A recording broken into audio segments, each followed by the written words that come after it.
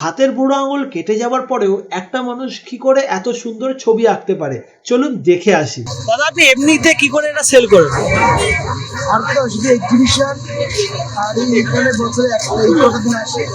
আর কোথাও কেন, অনলাইনে তো অনেক কিছু অনলাইন মাধ্যম আছে দেখার জন্য। অনলাইনে না, তা না, যারা জানে তারা ইয়ে করে, আমরা যোগাযোগ করি সেইভাবে। আমার কিছু ক্লায়েন্ট আছে যারা আমার কন্টিনিউ ইয়ারলি মোটামুটি বেশ কিছু ছবি, একটা ভালো অ্যামাউন্টের ছবি নেন। যেমন আর্ট বানাতেই আছেন, আমি নামটা নামাটাই বাঞ্ছনীয়, জানি না আপনারা ইউটিউবার কিনা, আমার নামটা হাইলাইট হয়ে যাক সেটা তো উনি চান না। এরকম আছেন, বা আমাদের ভবানীপুরে কয়েকজন আছেন।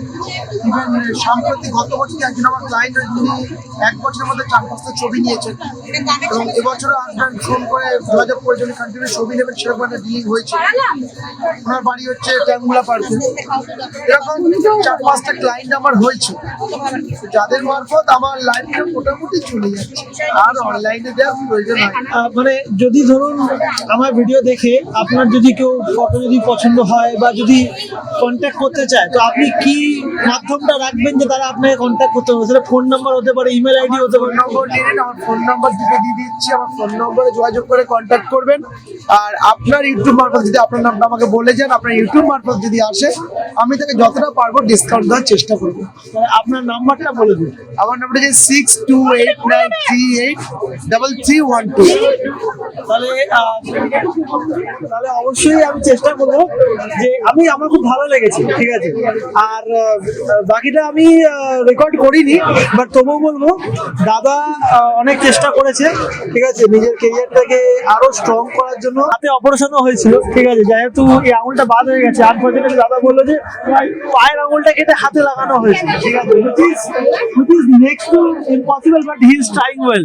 তো আমাদের উচিত এরকম মানুষগুলোকে ভাইরাল করার, অ্যান্ড এই দাদাগুলোর কিছু মানে আমরা কি বলবো, যতটা আমাদের সামর্থ্য অনুযায়ী আমরা তাই করতে পারবো, ঠিক আছে। আমি চাই এরকম মানুষেরই স্বপ্ন তাড়াতাড়ি পূরণ হোক। পৃথিবীতে সবার স্বপ্ন পূরণ হচ্ছে, এই মানুষগুলো কেন আটকে যাবো, তাই না? তো এটাই হচ্ছে ব্যাপার। আমার লাইফে 28 বছর আমি এখানে বুক ফেয়ারে বসছি। আমি 28 বছর কি 27 বছর হবে, যাই হোক, মেবি।